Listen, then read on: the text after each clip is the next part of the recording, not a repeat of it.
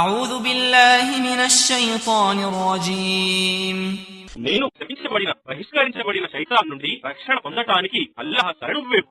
وقال إنما اتخذتم من دون الله أوثانا مودة بينكم في الحياة الدنيا ثم يوم القيامة يكفر بعضكم ببعض ويلعن بعضكم بعضا ومأواكم النار وما لكم من ناصرين. మరియు ఇబ్రాహీం ఇలా అన్నాడు, నిశ్చయంగా మీరు ప్రాపంచిక జీవితంలో అల్లాహ్ను వదలి విగ్రహారాధనను మీ మధ్య ప్రేమకు సాధనంగా చేసుకున్నారు.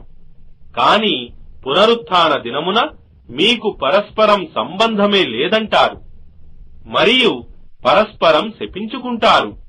మరియు మీ ఆశ్రయం నరకాగ్నియే మరియు మీకు సహాయపడేవారు ఎవ్వరూ ఉండరు.